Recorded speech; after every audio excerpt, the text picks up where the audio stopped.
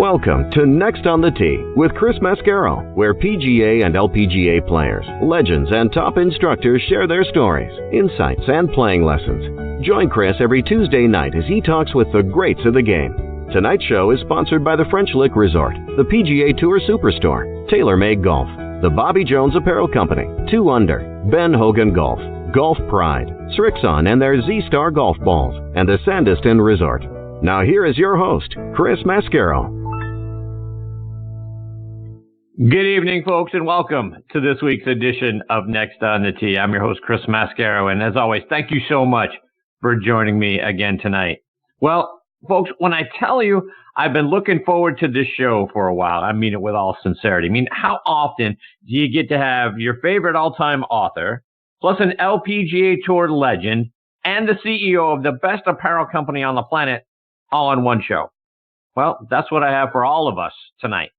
My first guest is not only my favorite author, but he's also just one of the great people that I've been blessed to meet doing this show, and that's Keith Hirshland. A couple of years ago, our good friend Matthew Lawrence said, you know what, Chris, you need to have Keith on the show.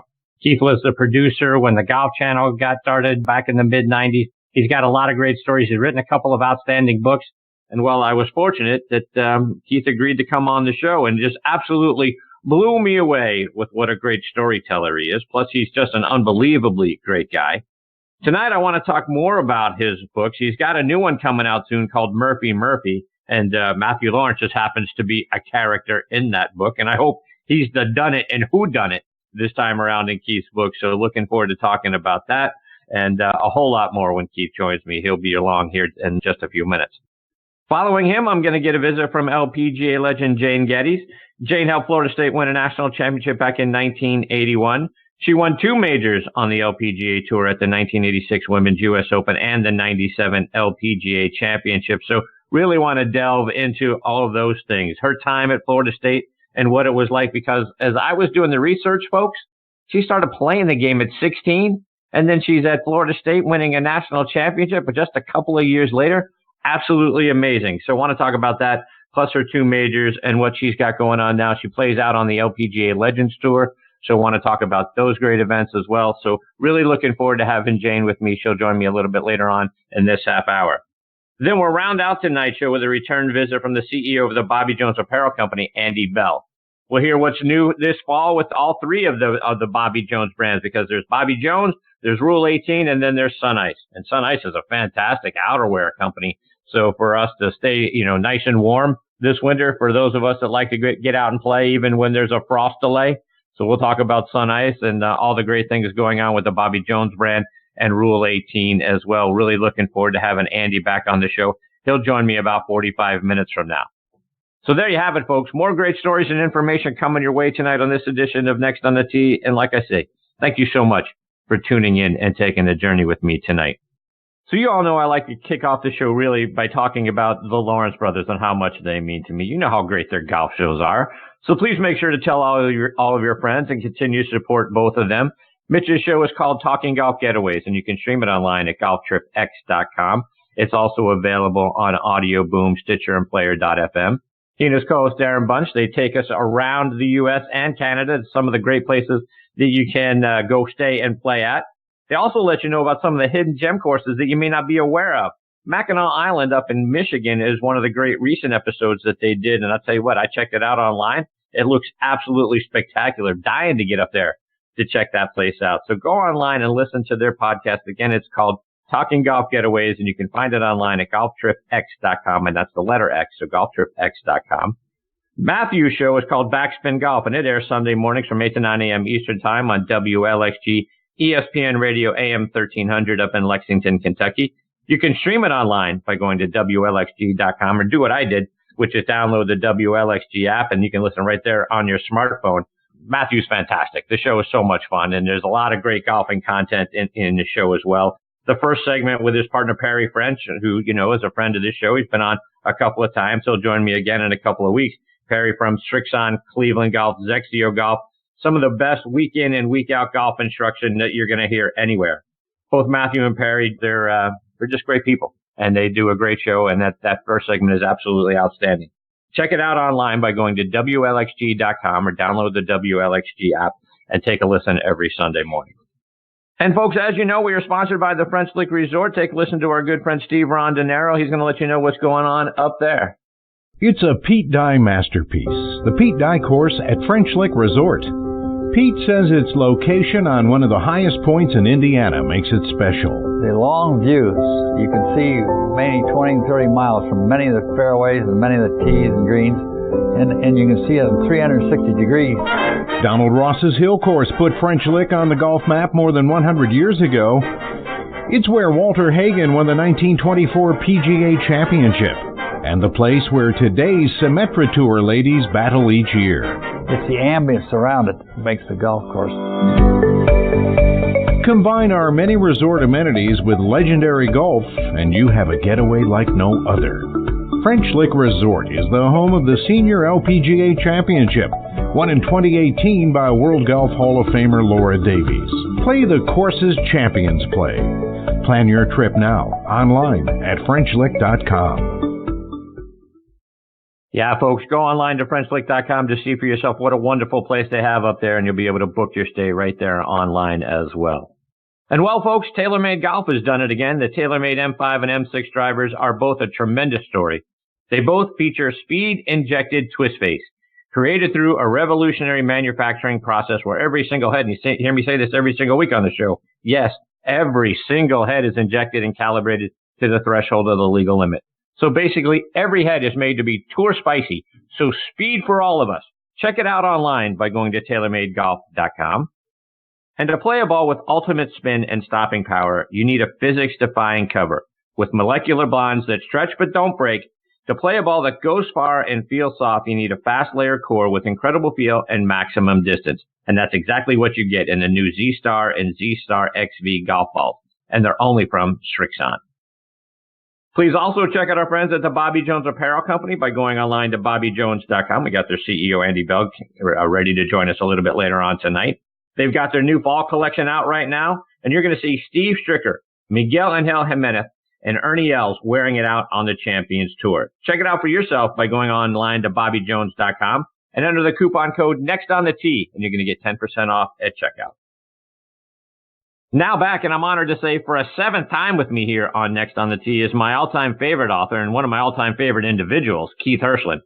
Keith has become a wonderful friend over the last few years. He's an Emmy Award-winning TV producer. He's produced shows for ESPN, ESPN2, and the Golf Channel. Keith was among the original people that started the Golf Channel back in 1995.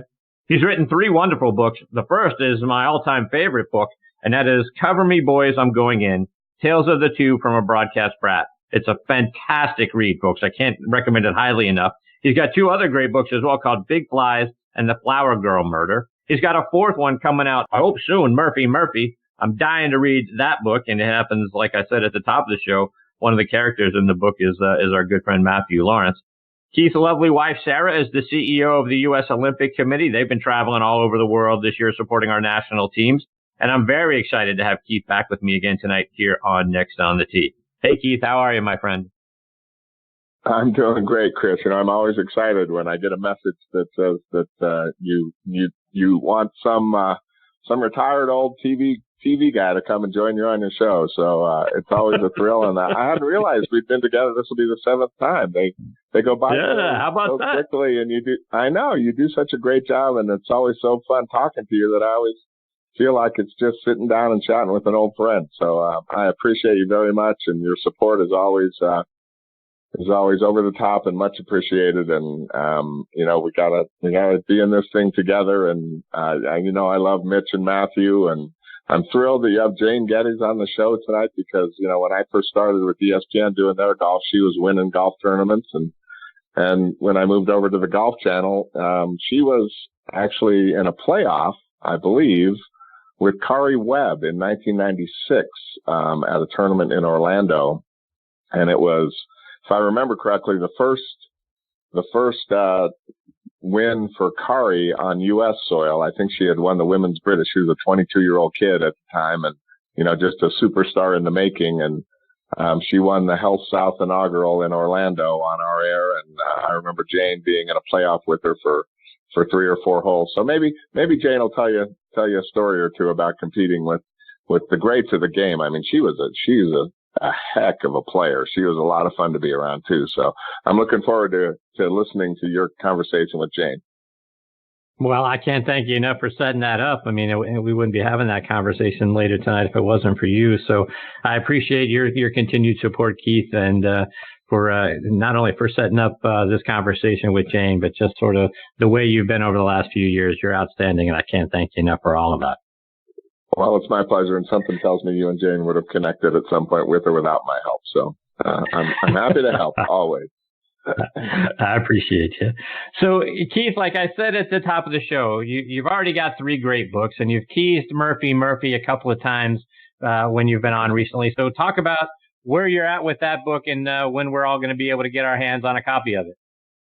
Yeah, I wish I knew. I was, I've been champing at the bit because I sent the draft to the publishers a few months ago and was kind of, just biding my time, waiting for them to get back to me, and sent out a couple of emails and got no response and thought, oh gosh, I'm being this pesky author, that they've got, hundreds of authors in their stable, and I'm the, one of the new people on the totem pole, and here I am pestering them. And finally I got an email back from my contact there, a great guy named Bobby Collins, and he said, sorry it's taken so long. We really wanted Cover Me Boys to get some more traction before we started to release a new book from you, because they had, as I think I told you, they had they'd signed me up and re-released Cover Me Boys in February of this year.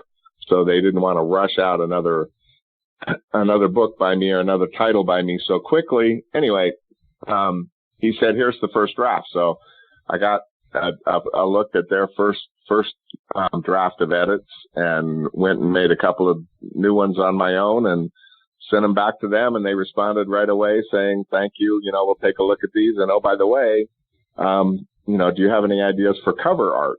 So I gave him a couple of thoughts that I had about cover art for the book, and he thanked me again and said they'd get right to work on it. And that was a couple of weeks ago. So I'm hoping in the next 2 or 3 weeks, I'll get something back, and we can start telling folks how they can pre-order or order Murphy in the case of serious crisis. So it's getting to be an exciting time. I'm really excited about the rollout, because I'm expecting our friend Matthew to buy at least a dozen books and give them out to family and friends. So.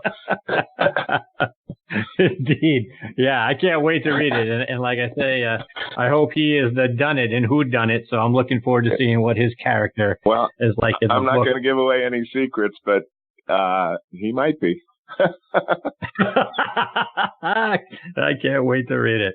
And Keith, as you just mentioned, Cover Me Boys and the re-release and all of that. For the listeners who haven't joined us the last several times that you've been on the show and are going, oh, what is this Cover Me Boys?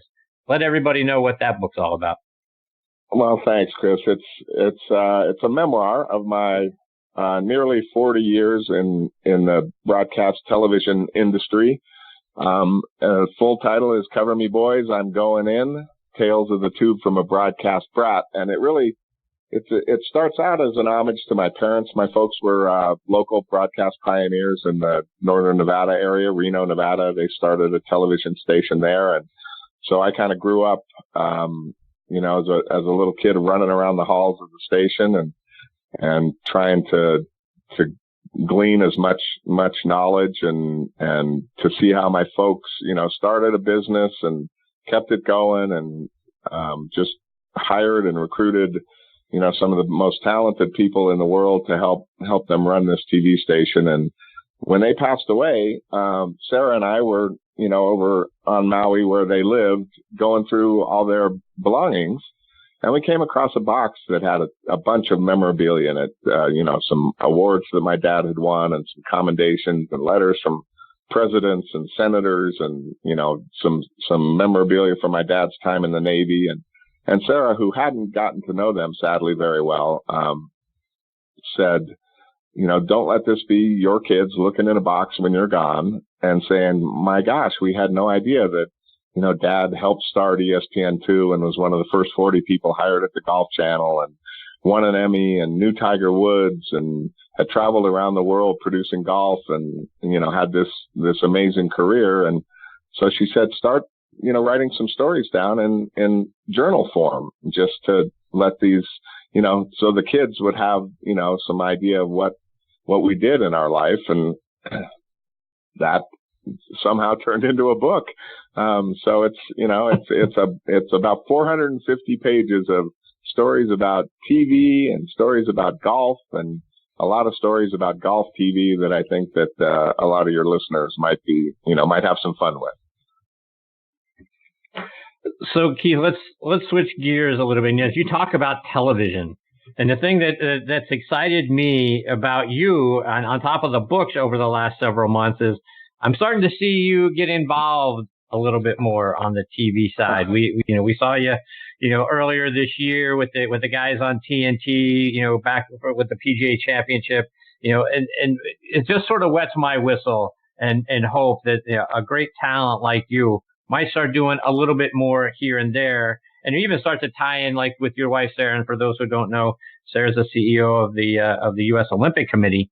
So as we see golf in the Olympics coming up in 2020, you starting to do a little bit more. Could that expand more and have you doing something with golf in the Olympics or other things as we look ahead to the 2020 golf season? Well, you're nice. You're nice to think those kind of thoughts. I dabble here and there. I was fortunate enough to have worked with, actually been a part of the hiring process when Golf Channel hired Brian Anderson. He had kind of grown up in Texas playing baseball and was moved into the broadcasting arena and was doing play-by-play for a minor league team in Texas, and was also doing some sideline reporting for the San Antonio Spurs. And when we were looking for a golf play-by-play announcer, he sent in his tape, and we thought this kid had a tremendous amount of potential. Anyway, we hired him on the spot basically, and he turned out to be a great broadcaster for Golf Channel for a handful of years before he got his dream job of working for a Major League Baseball team, and has been the voice of the Milwaukee Brewers since he left the Golf Channel, as well as now he does NBA on TNT. He does a lot of the NCAA tournament stuff for Turner. So when Turner got the call to do the last, they had obviously had the rights to do earlier on coverage of the PGA Championship for years, but because of the schedule change, they were still in NBA playoff mode.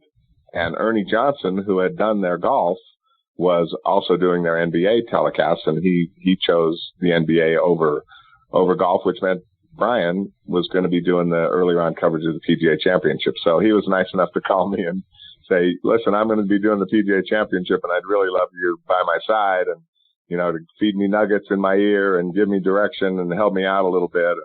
And I couldn't resist, so I said yes. But I don't think that portends a return to the truck for me, even though in addition to that, I do a handful of things for friends over the course of the summer. If there's a little golf show that they would like some help on, I'm always happy to lend my hand and lend my expertise. But I'm not sure you'll find me back in a truck again, Chris. No, I'm disappointed to hear that. I thought what a perfect time to have you back in the booth is, when golf returns to the Olympics next summer. Yeah. Seemed like a perfect tie. Those guys, Tommy and those guys at NBC and Golf Channel do it. Tommy does a great job. I have a huge amount of respect for him. As you know, you and I have talked about him and Lance and the folks that do golf on network television a number of times. And I have a huge amount of respect for those guys, and they do a great job. And golf is hard. Producing golf on television it's the hardest sport to produce on television by leaps and bounds, which again, you and I have talked about, just because there are so many balls in the air, literally. I mean, it's not one ball. It's not one field of play. It's not one offense. It's not one defense. It's 100 guys out on the golf course on 18 fields of play, and everybody's playing offense. nobody's playing defense, and they never take a TV timeout. So it's a really difficult job to do. And the guys that do it for a living on those networks, I have a huge amount of respect for.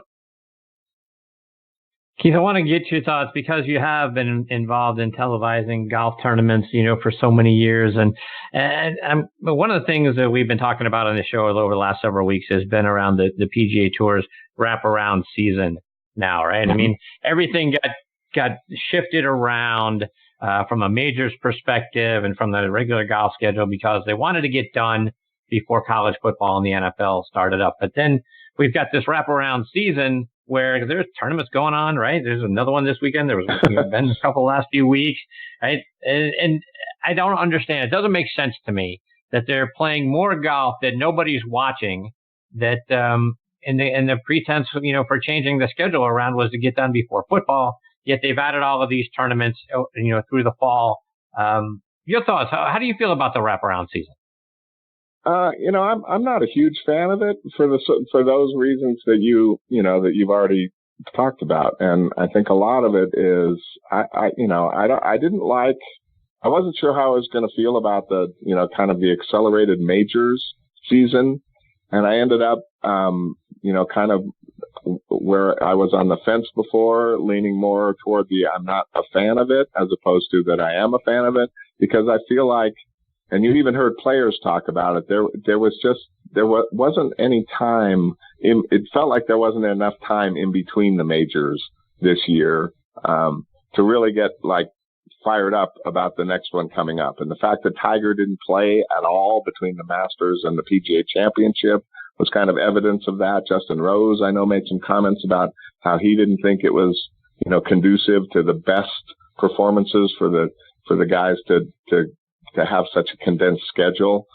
So I wasn't a huge fan of that. And then I really think, and I don't know how you feel about this, but I really think they've lost or let go of one of their big opportunities, which was golf on Monday of Labor Day weekend. There was always a big event. It was a playoff event on the Monday of Labor Day weekend that, there wasn't a whole lot else going on. And I didn't think that, that having the season extend to, Labor Day weekend and the Monday finish on Labor Day weekend was ever a bad thing, even though it spilled out over into, college football season. And, I think they may have, been too quick to pull the trigger on let's be done completely, before football starts, without thinking that at least that event and that weekend all the way through. And as it turned out, the Korn Ferry Tour played their finals event on that weekend, and it got a lot of buzz. I noticed a lot of people were talking about the fact that it was the only golf on Labor Day weekend, and it was really exciting and really thrilling. I just always felt like the tour had this great kind of rhythm to it throughout the year. There were there were big events, there were the majors, the PGA Championship happened at, in mid to 2/3 of the way through August. And then there were a couple of fall series events to help out the guys that, maybe struggled a little bit or were trying to get their cards. And then it kind of all came to a crescendo with what I always felt like was the greatest tournament of all, which was the PGA Tour qualifying tournament, because that held the most drama. And that was played the first week of December. And, everybody got there, all excited about, who's going to keep their card, who's going to get their card, who's going to fail, who's going to make it, who isn't going to make it. It was high drama, a lot of tension. And then, economics made that, unfeasible, I guess, for the tour. And then everything just kind of shifted. And for me call me old fashioned or call me the get off my lawn guy. But, I kind of like it the way it was. And it's going to take some getting used to for me with this new schedule. And right now, like I told you, right now I would say I'm a guy that's kind of I don't watch as much golf as I used to. I'll put it that way. And this is coming from a guy that used to watch everything. So. And to your point, Keith, about accelerated majors, right? I think, and you mentioned this a moment ago. What we lost in the accelerated majors was Tiger Woods, right? I mean, it seemed like he won the Masters, and from the minute after he won the Masters, he looked like a guy that his body was breaking down. I mean, I remember seeing the party that, I think it was TaylorMade threw for him a couple of days later, and he could barely sort of walk in there. He was, kind of beaten up and sore. And then we didn't see much of him really the whole rest of the golf season. A couple of appearances here and there, but, nothing really to speak of. And I don't know if what will be, a 43-year-old body, 44-year-old body next year on the PGA Tour, if that's going to get any better. So I feel like maybe this is sort of working against what everybody is hoping for, right? Everyone got excited about the Tiger win, and we thought, all right, now there might be a second or a third. I know our good friend Matthew Lawrence was talking about how he was going to win at Pebble Beach, right, because of his history there.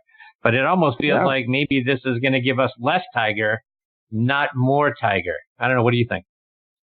I'm not sure. I think that's definitely a possibility. I think more, and I want to wait and see what happens next year so you'll have to promise to have me on a year from now. But before we see kind of a true sense of what Tiger's majors state of mind is going to be. I think that I honestly kind of buy into the folks and the folks that say the theory that, that Masters win was such a huge accomplishment for him that there was a real hangover for that lasted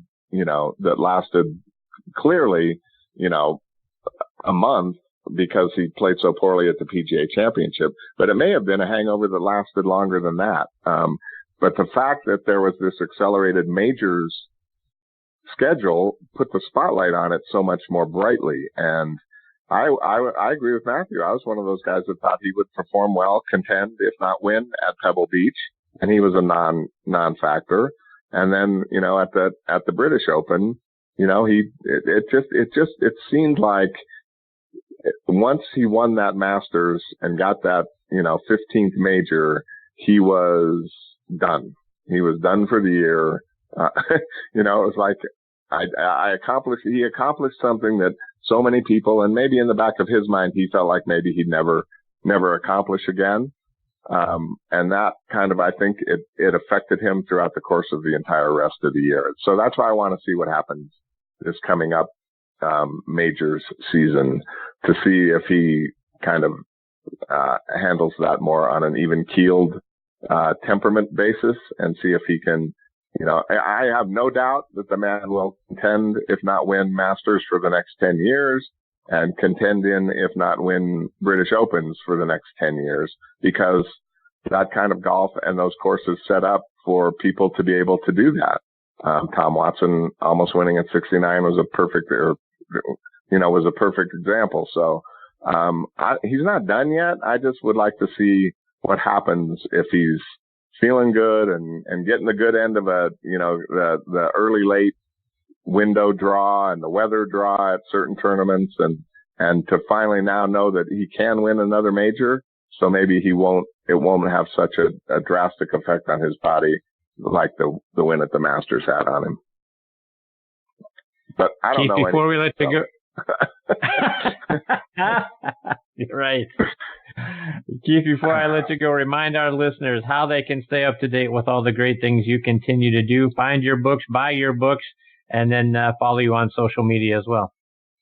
Well, you're nice. You're nice enough to give me a chance to give that plug. I am, the website is KeithHirshland.com, KeithHirshland.com.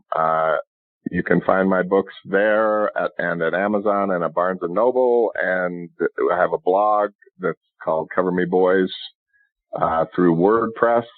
And then on social media, I'm back on Twitter, much to the dismay of my wife, but that's at KHH which is also where you can find me at Instagram. So I'm kind of dipping my toe back in that Twitter. That you know Twitter, Chris. It can be a swamp at times. So, Indeed. But I'm just pushing the books. And giving a comment or a compliment here and there. That's my new mission on social media.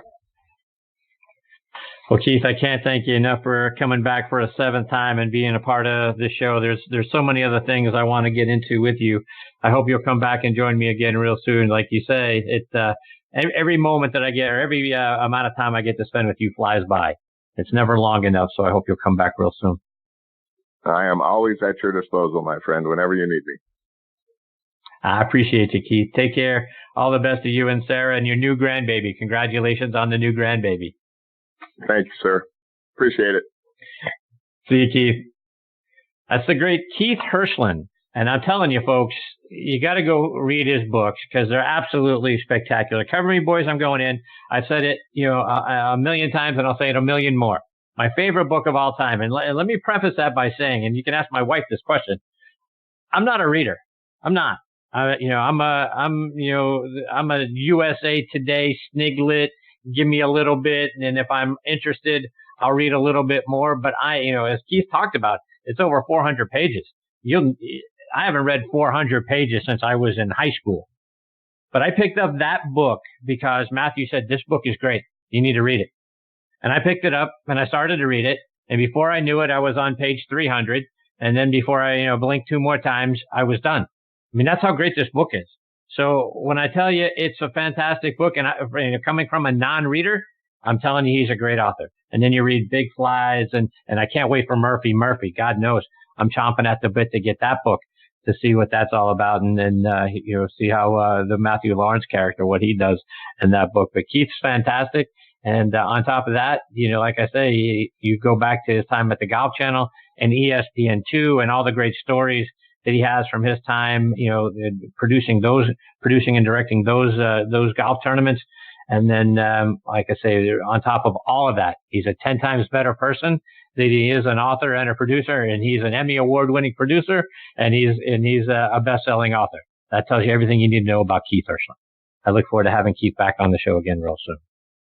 All right, before I get to my next guest, Jane Geddes, I want to remind you about our friends over at the Ben Hogan Golf Equipment Company. Now, folks, if you haven't hit Ben Hogan irons since maybe the 80s or the 90s, do yourself a favor. They've got a demo iron program. You can go right on their website, benhogangolf.com. You can order a demo from whatever one of their lines of irons you want.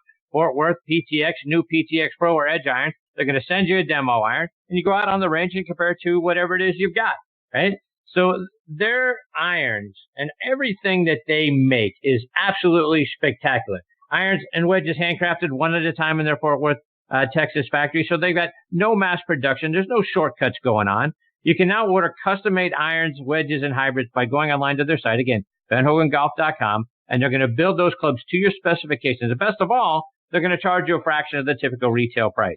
So go online, check out their complete line of forged irons and wedges, their utility irons, their hybrids, their bag, their accessories, their new GS53 driver and fairway woods, which are absolutely outstanding as well. And go online and get yourself one and check it out and compare it to what you got. I'm telling you, you're going to love it. benhogangolf.com. All right, now joining me here on the French Lick Resort guest line is LPGA legend Jane Geddes. Jane is from Summerville, South Carolina, played her college golf at Florida State, helped them win the 1981 National Championship. She was inducted into their Hall of Fame back in 1988. She joined the LPGA Tour in 83. She got her first career victory at a major at the 86 Women's U.S. Open. She backed it up with a win the very next week at the Boston 5 Classic, becoming one of only 4 players in LPGA history to do that, win back-to-back weeks following the U.S. Open. She won the 1987 LPGA Championship. So you look at that, back-to-back weeks again at the Women's Kemper Open. Unbelievable that these 2 back-to-back wins happened. In all, she won 11 times, 52 top 10 finishes as well. She's out there on the LPGA Legends Tour now. She's working with the LPGA and the amateurs there. The list goes on, folks. She's an amazing woman, and I'm absolutely thrilled she's with me tonight here on Next on the Tee. Good evening, Jane. Thank you for joining me. Wow, thank you, Chris. I'm thrilled to be here, and I thank you for that really, really nice introduction. Some of it seems like another lifetime, but I truly appreciate it. I appreciate you. So, Jane, like I say, there's so many amazing things about you and your career. But I tell you what, the first thing that struck me was I was kind of doing the research into your background. I read that you didn't start playing golf until you were 16 And then a couple years later, you're on a national championship team at Florida State. Is that accurate? That's accurate. It's a little crazy. You know, I had a sort of a fast track into the game, and I grew up on Long Island, and none of my family played golf, and my dad got transferred down to South Carolina, outside of Charleston and Somerville, and I was a little bit miserable being there. I was, 15 years old. I'd only known Long Island. I had a very Long Island accent, and I get thrown into, the kind of deep South.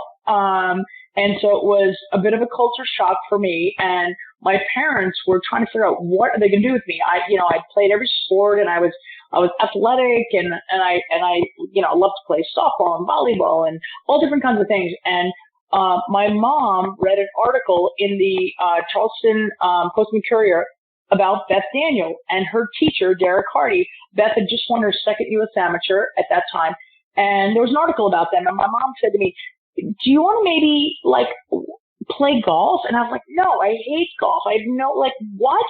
And so, very, very long story short, my mom did not listen to me.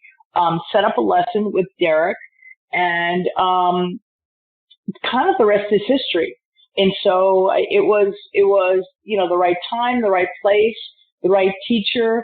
And basically Derek said to my mom, if you bring Jane back to see me, I won't charge you, and I'll teach her. And that was one of those things, it's kind of that moment in time, that, I believe as I look at my life and I look at, how my life has sort of transformed all different ways. I tend to believe in fate, and that was one of those times that Derek came in my life at the right time. And so I never swung golf club in my life, so I only knew one way. So how I swing now is how I was taught by Derek when I was, during my first lesson. So it's kind of a unique thing, but I feel very fortunate. And then, Jane, that's so amazing, because for most of us, it takes us 10 years just to get bad at golf. And here you are a couple of years in, and you're winning a national championship at Florida State. One of the things that I find in talking to, some of your peers is that playing other sports, and you mentioned what a great athlete you were in playing a variety of different sports. Did playing those other sports help golf come naturally to you so that you could go out there and pick it right up, and the next thing you know, it's history? I think so. I don't know that anything I played, with the exception of softball, that provided the hand-eye. But certainly my love of sports, my family's love of sports, gave me that, that insight and kind of motivation that it was the first time that I really played a sport that was not a team sport. So for me, it was very intriguing, because I was on my own and I was able to do something on my own and didn't have to depend on my team or didn't have to, worry about what a coach said or anything. It was really up to me. And so I think, to answer your question, I think in a yes, I think being able to play a multitude of sports is helpful all the way around. I mean, I have kids, and I encourage them to play all different sports. I would love for them to play golf, but if they don't, if it's not their thing, it's okay. I mean, at some point I want them to learn, and they are, and they'll be okay at it. But I think being able to play a multitude of sports teaches you all different life lessons along the way. And so, when I look at that and I look at what I did throughout my life, I think it sort of enhanced a lot of the things that I was able to do throughout my life, doing all those different sports and not just golf. And Gene, being there in South Carolina makes me wonder, and I'm here in Atlanta. How did Florida State get you? How did all the SEC schools miss you, and you get to Florida State? I was really lucky that Florida State even took my call. So what happened to me was I've been playing golf about a year and a half, and I decided, wow, I think I want to go to school and play golf. So you can imagine I'm a beginner, and so I start making phone calls to schools and and actually visited UNC Chapel Hill and spoke to the coach, Doc Gunnell, who is a fabulous coach there. And she was sort of like, "Oh, I'm so glad you came to visit me, honey. Don't call us, we'll call you." And I loved Dot, and she was, very sweet. But I'm a kid coming along that's shooting in the mid-90s, right? And so I was fortunate that a school in North Carolina, University of North Carolina, Charlotte, had a sort of a little bit of a ragtag golf team. They allowed me to come there and play during my freshman year. The problem was, after the first semester, they dropped the golf team. We only had 3 players. You're supposed to have 5. So they eliminated the golf program. So I find that out at the end of my first semester there. So I start calling schools. I figure out that, I really need to be in the Sun Belt to play golf. So I know that I need to be, down south and whatnot. So I start calling schools, in South Carolina, in Florida and whatnot. And pretty much every school that I called, the reaction was, "Thank you so much, we'll get back to you," except for Florida State. So when I called Verlin Giles, the coach of Florida State, he said, "Well, if you want to come down and try out for the team, you can try out for the team." So I saw that was the most positive reaction I had gotten.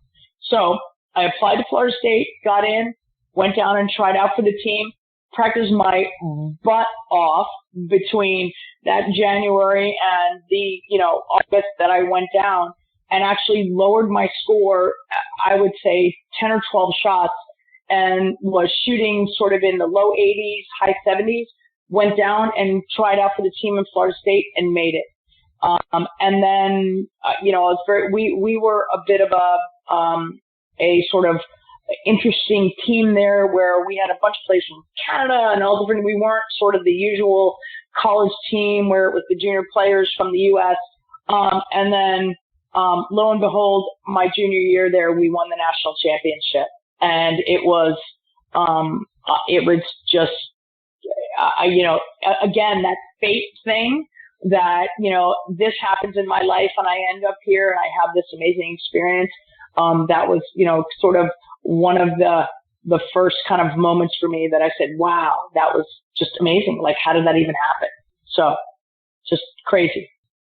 One of the many remarkable things about your time there, and I read, I think it was your sophomore year, you and Lisa Young fired opening round 70s at the Lady Gator tournament to set the tournament record. You ended up finishing 5th that week, but it was clear, from the moment, you're on the big stage there. You're playing against the Gators and all these big schools. Yeah. You weren't intimidated. You didn't appear intimidated a bit. How did you deal with suddenly doing that? You know what? I didn't even know. I was still new to the sport, and it was, for me, it was, I didn't grow up in it. I didn't have this sort of junior pressure. It was, for me, I was in college and I was trying to do the best I could do. And honestly, when I started at Florida State, I did not have this grand plan to turn pro at all. I was, it was a way for me to, I ended up getting a scholarship. I earned a scholarship at Florida State. And so it was a way for me to get through college. And so until, I would say after we won the national championship, did I even start thinking about, this is something that I really want to do, and maybe there's an opportunity for me professionally. But for me, it was just kind of an ends to a mean, which is kind of funny. But, again, when you're playing sports and all you want to do is the best you can do, right? And so, that's what I was trying to do every week. And I go back a little bit as well, back to my original sort of the origin was being able to be taught by an amazing professional. Derek Hardy taught Beth Daniel, and I was very fortunate to get in and be on his roster as well. And he was an amazing teacher for me in particular. He was sort of the right recipe for me and how I learned the game and how I sort of my intake of information. So I feel very fortunate that I had that sort of fast track in a very, very simple program that he created for me to learn the game of golf, and it really gave me the ability to really fast track my game, and I feel very fortunate because of that. And not only did you help win the national championship there in '81, you won a golf tournament. You won the '81 South Florida Invitational. What do you remember about your first college victory? At the Claw, at University of South Florida. I mean, I can remember a few holes. It was one of those where, again, I'm in this situation where this is all new. I'm not a junior golfer that has won tournaments. I'd never won a golf tournament in my life till I won that event.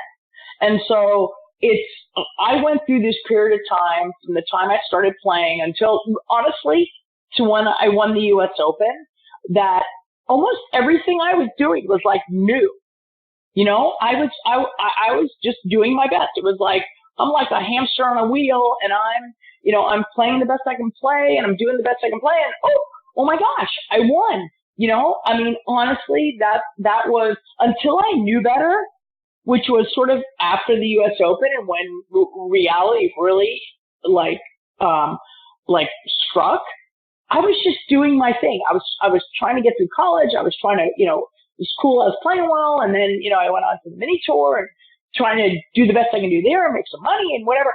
But it was always kind of trying to get to the next spot that I sort of happened into, good situations, as kind of it happens sometimes in golf, right? Sometimes when you least expect it, you're playing really well, and there you are. And so that happened to happen, like you said, at that tournament at USF. So you win that tournament, you win a national championship. You fast forward a few years, your first victory on the LPGA Tour, as you mentioned a moment ago, is the U.S. Open. I mean, that's a heck of a way to get your first win on the LPGA Tour. And you did it in a playoff, by the way, and came back. As I was kind of looking through that round, you were actually down 3 strokes at one point on the front nine, and you come all the way back to win. Talk about that. Yeah, it was crazy. I went into that week. It was really interesting. I had a really, really, really bad week the week before that Open. Went home, kind of videoed my swing, which was a big deal back then because I had to have a camera to do it. I did it in my front yard of my house. No lie. I had a camera and I wanted to take a look at my swing. And what I realized then was, I'm not swinging it that bad. Like, why am I playing so bad? Derek had committed to coming to the Open that week. And so he was there early in the week and stood on the range with me on Tuesday and said, "You're swinging it great." Like, I just remember him saying that, and I was hitting it. I couldn't hit it any better. And so I started off the week with this just really good sense of my game and where I was going. But it was only my second U.S. Open, and if anybody that knows what happened at the NCR Club in Dayton that year, we had all kinds of things happen. We had an earthquake, we had a train crash. We had a plane crash. We had all storms. It was a crazy, crazy week. So it wasn't a normal tournament week.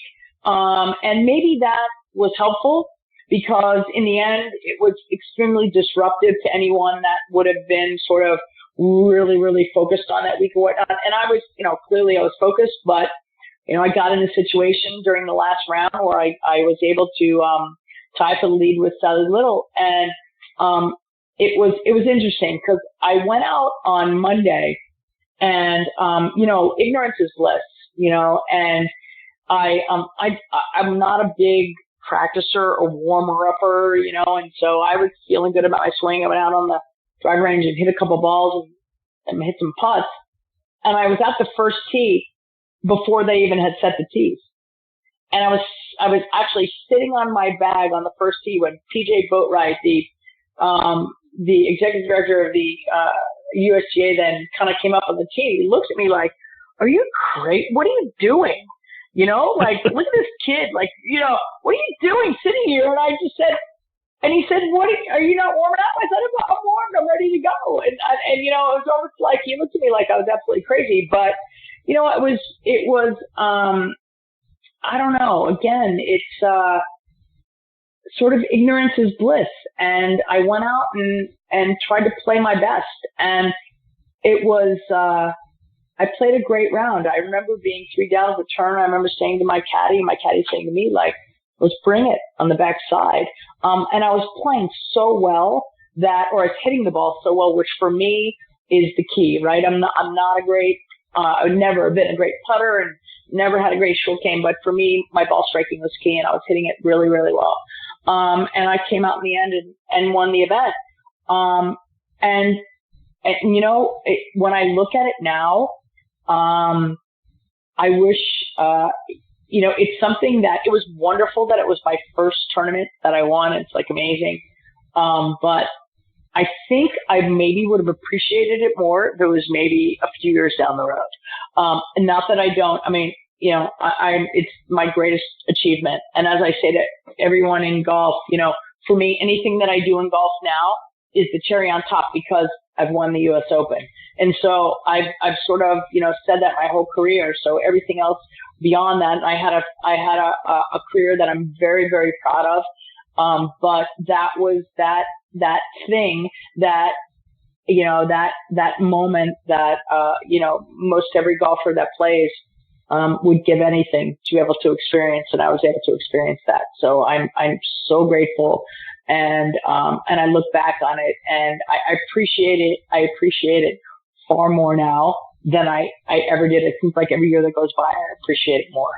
So. To that point, Jane, and you talk about that moment, you had a 2-stroke lead on the last hole. Do you remember? I mean, what was it like? 2-stroke lead, last hole, U.S. Open. Were you in the moment? What was that stroll had to be amazing.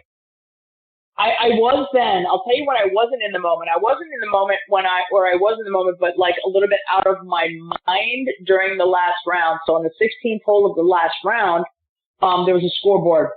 And I knew I was kind of near the lead, but I didn't know because I had not been in the lead at all. And I looked up at the scoreboard, and I was in the lead. Or I was tied to lead. I can't remember. All I know is my name was on top. And at the moment I was looking at the scoreboard, my caddy was busy getting the yardage and whatnot. And I looked back at him, and he was, you know, it was my turn to hit. And he said, you know, you have 160 to the front, you have 7 more, you know, 167. He gives me the whole thing, blah, blah, blah, a little uphill, blah, blah, blah. And I look at him with an absolute blank look on my face. And I don't say anything. I don't attempt to get a club or anything. And he says to me, I gotcha. Like he had seen the scoreboard and I was stunned. I mean, literally, he pulled up I was a forearm. He kind of took my forearm out of my bag and hit my forearm, and he guided me in the rest of the way, except for the 18th tee, where for me, I had stood on the driving range, and I know that there, you know, so many golfers out there that, you know, especially aspiring, you know, players that stand on the drive range and say, this drive is for the U.S. Open. I'm leading, and I got to hit this drive right down the middle. And I stood on the 18th tee that day, and I'll never forget that I thought, I've hit this drive a million times. And I hit it right down the middle of the fairway, you know, and went ahead and parred that hole and got into the playoff. But I was way better in the playoff as far as just being present and knowing, because in the end, for me, it was, wow, if I win, that's awesome. But if I don't, it's still kind of awesome, you know? I mean, so I was on a bit of a high, you know? I mean, it was my first tournament. I'm in this situation, and, you know, I don't even know what to expect. So I was just playing my butt off to try to figure out who was going to win in the end, you know? And I know for Sally was sort of in the twilight of her career. And I know that it was, you know, it was something that for her would have really been sort of the, you know, the cherry on top of her career. And I knew that. So I was going to be the spoiler, you know, so kind of going in as a spoiler, you have a little different view of things than if it's something you so are, you know, want, and you know, this might be your last moment. You know, I was in the beginning of my career. So, you know, silly me is thinking, oh, if I don't win now, I'll win some other time, you know? I mean, crazy me right now saying that. But that's, you know, that's sort of, that's what you think of when you're, you know, 26 years old and you know, your life's in front of you. So. Jane, just a couple more before I let you go. And the following year, you win the '87 LPGA Championship, and you did it, against Lori Rinker, somebody you played against when she was at Florida. So you guys must have had tremendous battles over the years from college all the way through your LPGA careers. You also beat Rosie Jones and Betsy King. Talk about what you remember about the LPGA Championship that following year. Yeah, the LPGA Championship the following year was interesting because I'd won a few tournaments, and I think I was probably number one on the money list then or something. I was rolling at that point. And what was interesting about that, and this is less about the golf, but more about me and kind of a funny thing. So when we went into that week, it was being played at Kings Island in Cincinnati, Ohio, a Jack Nicklaus course. And it was a great golf course. But the setup that we had that year and some previous years, the rough wasn't necessarily up, and it was, it was okay. It wasn't like a super challenging major championship golf course in my eyes, right? And so, of course, I'm hearing this not only from my eyes, but I'm hearing it in the locker room, and Kathy Whitworth doesn't show up, and she doesn't want to play because it's not, she doesn't feel like it's championship caliber. It was like kind of a funny situation going on in the locker room. So me, as, the person that now had a voice, I started talking about this early in the week and start talking about Kings Island maybe not being a great test and everything. So, that was not really the right thing to be saying that. But again, I'm a kid and I'm saying what's on my mind and I'm protecting the players and I think I'm saying the right thing. So I win the event and I come off, out of the tent. And I go to get a ride to the press room to go do my interviews and whatnot. And John Lopheimer, the commissioner of the LPGA at that point, was there to kind of meet me. And I thought that was really funny. And I said, "Oh, hi, John. So nice to be here," whatever. And he said, "You know what? You don't need a ride. Will you walk with me?" And so we walked, a couple hundred yards to the press tent. And he put his arm around me. And John, by the way, was the greatest guy and sort of a dad to all of us, and John said to me, "I'm going to sit in on your press conference, and here's what I would like you to communicate to the tournament. Like you have now, ripped the golf course, ripped the sponsor, and so I don't even know what I was saying, but John gave me a completely new sort of dialogue to sit down in the chair after I won and be a good winner." And he was sitting in the back of the press room as I gave my press conference, and I will never forget that. And it was probably one of the best lessons I had ever learned. When you're going, when you're inside the ropes and you're a player and you are looking at the tour and looking at tournaments from your perspective, you unknowingly are not necessarily appreciating what goes into putting that event on, the sponsors, the money, the golf course, all of those things. And so I learned that lesson that day by John Lopheimer giving me all the right cues to say the right thing going to that press conference. And he wasn't trying to tell me to say something that I didn't believe, but it was a great learning moment for me to be able to communicate how I felt, maybe just in a different way. So it's interesting because that's the one thing that I remember about that event, in addition to it being a great win. And I actually sort of topped a 1-iron across the water, I think, on the last hole. I kind of skimmed it across the water to get it on the green on the par 5. But in the end, it was about those last moments with me and John that I'll never, ever forget. And it was something that that I from that moment on, I've carried on through the rest of my career, whether it was in golf or business or anything else. Jane, one more before I let you go. And you were CEO of the Executive Women's Golf Association for a while, not all that long ago. the EWGA became a part of the LPGA. Update us on what you're doing now. Yeah, thanks, Chris. I'm actually, I was really fortunate to be able to be in that position to bring the EWGA to the LPGA, and felt like that was a great move for the 13,000 women across the U.S. to be able to be associated with the LPGA, the greatest women's sports association, especially associated with golf in the world. As I kind of moved through that and moved through that transition, I was asked to take over the CEO role of the Legends Tour, which are the LPGA, the former LPGA players that are, from my era, all of my friends and peers that I played with, to kind of take a really close look at, can we create a Legends Tour or Legends experiences out there where we can, go out in those communities that, that Rochester, Youngstown,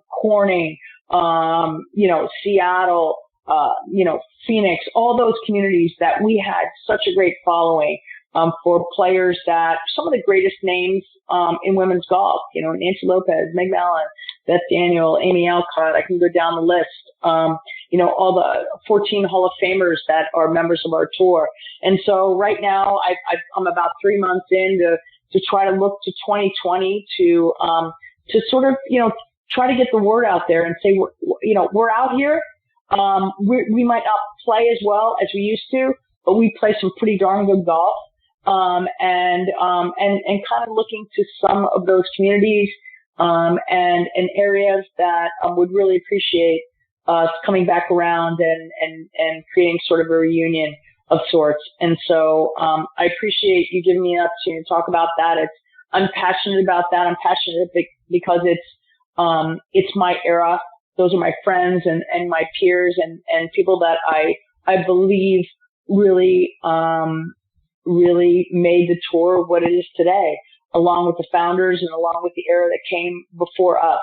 And so, it's exciting to be representing them, in this capacity. And, and I look forward to the future and hoping, to visit some of the people that are listening to your podcast and the great work that you do and getting the word out there that we're out there and the LPGA legends, are out there, and we're interested in coming back and being a part of your communities again, maybe in a different capacity, but, we're all still around and certainly willing to play some golf with everyone. Well, Jane, let our listeners know, how can they stay up to date with all the great things you're out there doing and follow the LPGA Legends Tour and keep track of everything that's going on, whether it's online or it's on social media? Yeah, I'm on Twitter at Geddes LPGA, GEDDES LPGA. The legendstour.com has a fairly up-to-date schedule and has news about who we are and where we're going. Hopefully that will be enhanced as we kind of move forward here and look to 2020. But I think if again, social media, the website, the LPGA.com to be able to follow the tour, I think you'll get a glimpse of us. I want to mention too how much we appreciate French Lick and their commitment to hosting the Senior LPGA Championship that's coming up in a few weeks at French Lick. It's really our premier event, along with the U.S. Senior Women's Open that came on the schedule a couple, 2 years ago. And so we appreciate the support of French Lick and all the folks there, and really look forward to going back there this year and in the years to come, and hopefully kind of grow our tour base and grow our tournament base. And so, like I said, the people that have seen us in the past can see us again. Well, Jane, it's been a huge thrill having you as part of the show. So many other things I'd love to get your thoughts on. I hope you'll come back and join me again sometime. You're fantastic. Chris, I would love to, really. And as I kind of progress in what we're doing, I would love to be able to come back and talk about, the Legends Tour and the LPGA and how we're kind of forging a new path. And so thank you so much for having me. I would, happy to come back and talk anytime. we have plenty to talk about. Indeed, we do. Thank you so much, Jane. All the best to you and your family. Hopefully we catch up again real soon. Awesome. Same to you, Chris. Thank you. See you, Jane. That's the great Jane Geddes, folks. And I tell you, was that fun? Holy smokes, that was fun. Talking to her and listening to all the great things that she has done. And hopefully we get an opportunity to get her back again real soon. The Legends Tour, as you guys know, is very special to me. Our good friend Cindy Miller, a huge part of that tour as well. So looking forward to catching up with Jane. She's absolutely amazing. All right, before I get to my next guest, Andy Bell, we'll do that right on the other side of these words about our friends at the PGA Tour Superstore. This segment of the show is brought to you by the PGA Tour Superstore. See why golfers everywhere are proud to call PGA Tour Superstore their golf pro shop. Visit them online at PGATourSuperstore.com. Now back to Chris and more of the show. And now back with me here on the French Lick Resort guest line is the CEO of the Bobby Jones Apparel Company, Andy Bell. Let me remind you quickly about Andy's background. He earned his BA degree at the University of North Texas. In the early 1990s, Andy was the sales director for Ralph Lauren. In the mid-2000s, he started his own high-end clothing company called House of Carrigan. In the late 2000s, Andy became the president of Summit Golf Brands in Fairway and Green. In 2013, he took over as the president and CEO of Jones Global Sports, the Bobby Jones Company, and now Sun Ice as well, which is a fantastic outerwear brand. We'll talk about that here in a minute. He's been a great friend over the years. He's been extremely patient tonight, and I can't thank him enough for coming back and being a part of the show. Hey, Andy, how are you tonight? I'm doing great. Thank you for having me. And actually, my patience was well rewarded. I enjoyed listening to Jane and hearing what's going on there. That was great. Well, I appreciate that very much, Andy. So it's been a minute, Andy, since we got to have you as part of the show. Catch us up. What's been going on with you and the brand so far this year? You know what? It's really kind of business as usual, which is great. Actually, we've been through a lot over the years. You know, just the business and things going on at retail continue to evolve rapidly as people shop differently than they have, and so it's exciting times. But at the same time, I feel like we are on the right path and kind of head down and just plugging ahead. And I tell you what, Andy, I've been looking through the new fall collection, and it all looks absolutely fantastic. I love the pants and the sweaters you guys have coming out this fall. Talk about the new fall collection. Yeah, we're always super excited when you get to fall. Although if you live in Atlanta right now, it might not feel like it, like us at yeah. 80 degrees at 9 o'clock at night. But you know, we love the fall season because of the ability to introduce layers, you know, whether they be active and performance oriented or whether they be kind of elegant and menswear, you know, that just fall colors and layerings and suedes and leathers and merinos and cashmeres. And it's a wonderful time. If you've been in the apparel business your whole life, you really truly appreciate fall because there's so many opportunities to you know, create product and provide, you know, wardrobe staples for people that you can't necessarily do in spring.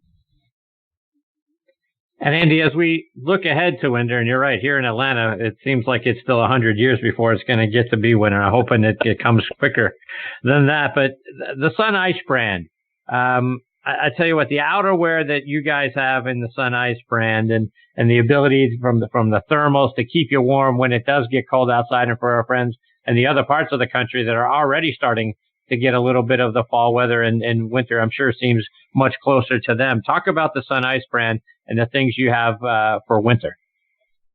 Yeah, it's truly a great compliment to the Jones brand. You know, obviously Jones comes from a very menswear, very elegant, very sophisticated place.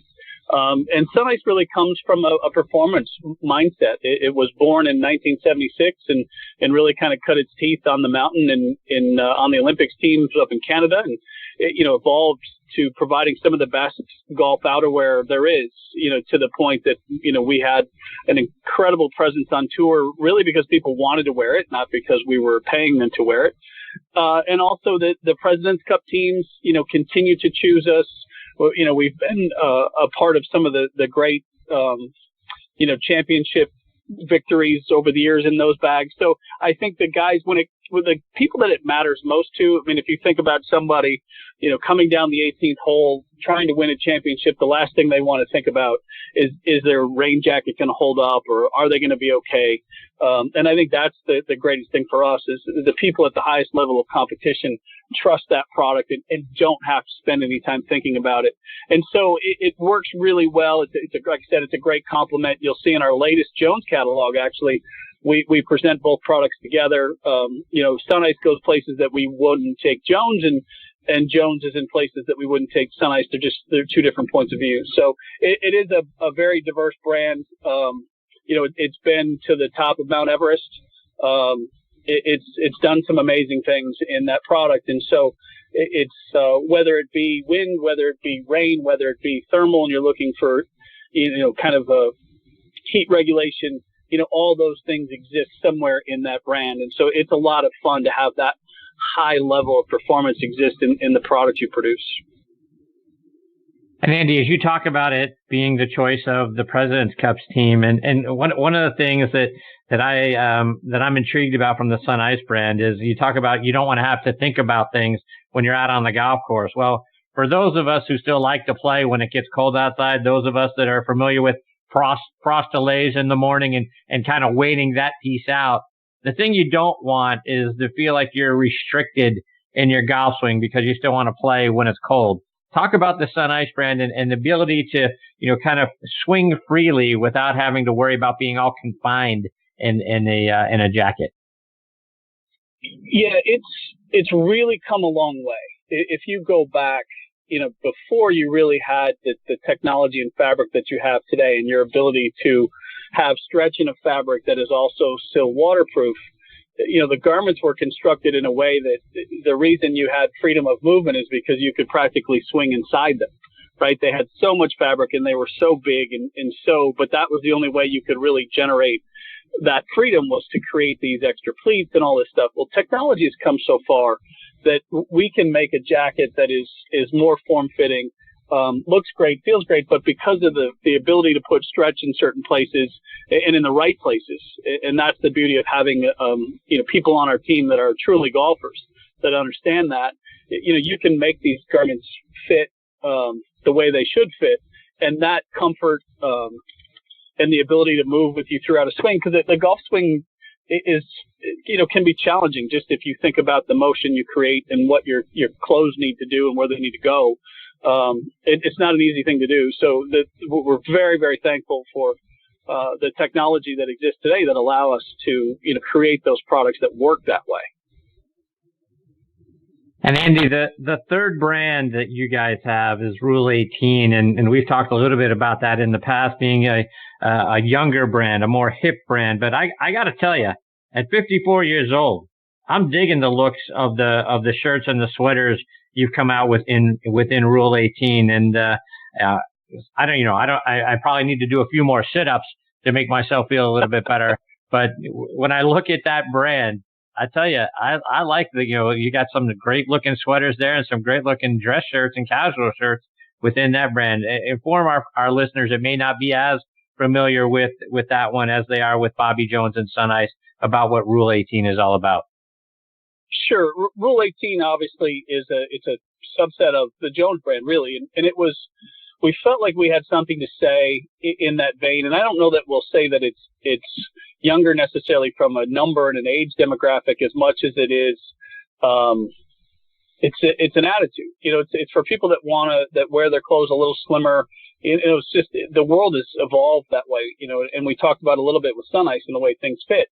And so we didn't want to alienate our core customers. We have a Jones customer who appreciates the classic fit and the way that it's designed and, how it looks. And we didn't want to disrupt that, but we felt like we had something to say, from a really modern, contemporary, youthful in spirit point of view. And so that's really where Rule 18 comes in. The name, if you know the history of Jones and that story, he lost the 1925 U.S. Open in the playoff. He ultimately ended up in that playoff because he called a penalty on himself. That penalty at the time in the rule book, it's since changed, but was Rule 18, 18-2, I want to say. And so that was really the spirit behind this. And it's great because it gives us a chance to talk about that legacy and that history and the ideas of character and integrity and honor and respect. Great attributes that maybe we don't. And what I love is they're not old ideas, right? They're probably ideas we don't talk enough about, hear enough about, and certainly the world could use a lot more of them today. But the brand was kind of built on those concepts and our ability to introduce the idea of those ideas of Bobby Jones to a younger demographic. In a perfect world, this is the ability for father and son to both appreciate Jones, from their own point of view. And obviously we do it from a product standpoint. And so, we've seen it. We've seen, younger men who their father has a sense of style that isn't quite theirs. And so, Rule 18 gives us that freedom to come at it from that contemporary, kind of a European inspiration, take a lot of influence from Jones' time in Europe. And it's been a lot of fun to develop that. And I think we've found a new customer for the Jones brand and inviting them in from a really a different place from where classic Jones comes from. Andy, looking ahead to a couple of big events in the retail side of the world. Black Friday is not all that far away for those of us that are starting to plan now for the holidays, starting to do a little bit of shopping and then start to, put our list together and things that we might be looking for. Fast forward us to Black Friday and some of the things that you guys are going to be doing for the holidays. Black Friday, our favorite. Yeah, no, it's. I mean, obviously, if you've been around us, like the world, we'll have our promotions, we'll have our gift guides, and there's a lot of things out in front of us. I think at the end of it, when you go look, we really have great product. And whether you want to, wait until Black Friday, whether you see something now, I think if you check out what we're doing, we feel like between Jones and Sunice and Rule 18 and the diversity of that product and its ability to go really anywhere. I think we truly have something for almost everyone. It's certainly not everyone. I would never go that far because, personal style is exactly that. It is personal and it's unique. But I really love the diversity of product that we offer across all the brands. So, nothing specific yet. We're still the interesting thing about retail today and the influence of the internet and digital is that there really are no 6-month marketing plans. You have an idea of where you're headed and some of the things in front of you, but we tend to, pay attention to what the consumer's telling us, from the last 2 weeks and look ahead as to what's going on, listen to what they're saying about, the things they bought from us and the feedback. And that's what we love about working direct with the consumer is that feedback you get is incredibly valuable.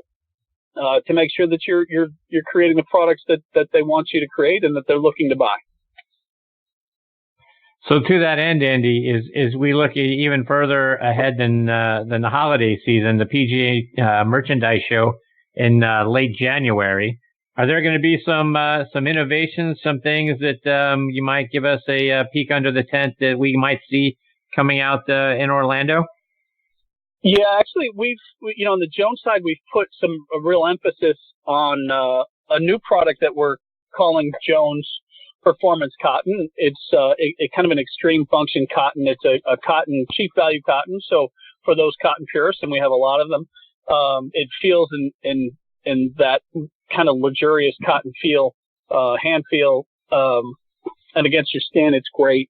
And then, but it's combined with modal, which is a version of polyester, if you will, and spandex. So it's extremely soft, but extremely durable. I think it lives up to that easy care aspect of life that we're all chasing, the ability to toss it in the washer and dryer and not have to worry about putting a warm iron to it necessarily. So we're putting a lot of emphasis in that. We've got a lot of feedback from our customers that they were looking for. They love the feel of cotton and they love that kind of natural fiber. But they were looking for a little bit easier care. And so we think we've found a great product. So there's a little bit of it in our fall catalog right now, but we'll make a bigger statement with it as we head out into spring 20. And Andy, one more before I let you go. And for our listeners that aren't as familiar, as they probably should be, about the Bobby Jones Golf Complex here in Atlanta and your world headquarters now being right there. Talk about the Jones Complex, if you will, that we've got here. Yeah, I will tell you, Marty Alderson, who set up that foundation and that project, has done an amazing job. I think the family's very proud of that golf course. I think it's become a real source of pride, and I think the industry is looking at it as a potential guiding light for how you take kind of landlocked, I don't want it, but city urban golf courses that are having a hard time evolving, and the things that you can do. And there's a lot of energy out there. That the new clubhouse is under construction. It'll ultimately be the golf house for Georgia, with the State Golf Association being there, the PGA section being there, the Golf Hall of Fame, Georgia Golf Hall of Fame there. So it's really going to be a unique environment. And they've done really a wonderful job. Like I said, it's pretty remarkable. It's getting some great exposure. And I think they took what was a very, challenging, and not challenging in the good way, layout, 18 holes on a little tiny property that was quite dangerous in the terms of, small holes, side by side, golf balls everywhere, and have made this reversible 9 holes, beautiful driving range, short course, a new putting course will be coming into the clubhouse. It's an environment that I think the city of Atlanta, the Jones family, and certainly Marty Alderson and the group, and all of the support from this area, that the donors that have been a part of that rebuild, everybody should be very, very proud of what was done there.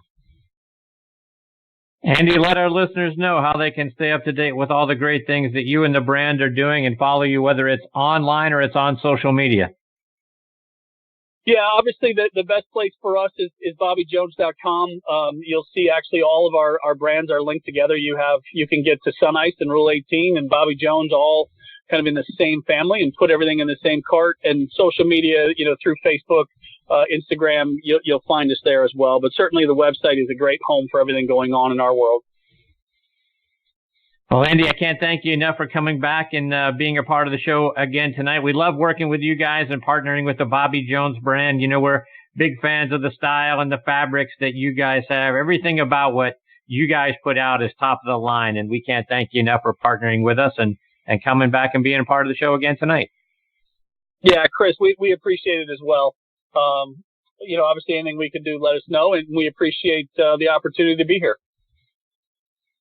Andy, take care, my friend. All the best to you and your family. We look forward to catching up with you again real soon. Okay. Thank you, sir. See you, Andy. That's Andy Bell. BobbyJones.com is the site. And I'm telling you, folks, you go check out their stuff.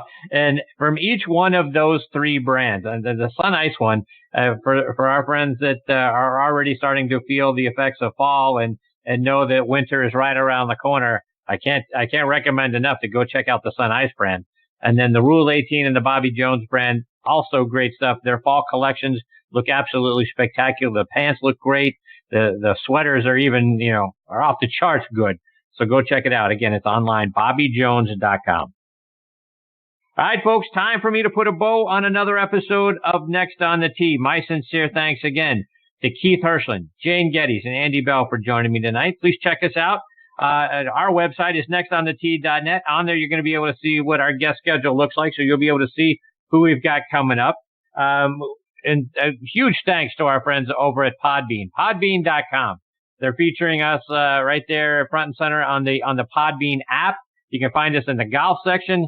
They're supporting us over on the football side. Our show Thursday Night Tailgate. We're back on the air doing the football show, so check us out. ThursdayNightTailgate.com every week, every Thursday night from 8 to 10 p.m. Eastern Time live. You'll be able to hear 4 NFL legends sharing their stories and their insights. Also available as a podcast over on Podbean. Thank those guys a lot. If you like consuming your podcast other places, we're on Spotify, iHeartRadio, Audio Boom, Player.fm, Launchpad DM. So we're all over the net, folks. So please check us out on whatever your favorite podcasting site is. And folks, I can't thank you enough for continuing to make us a part of your golfing content. Until next week, hit 'em straight, my friends.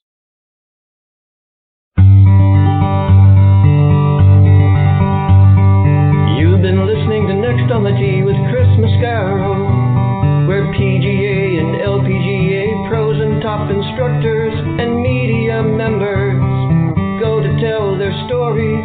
Join us the same time every Tuesday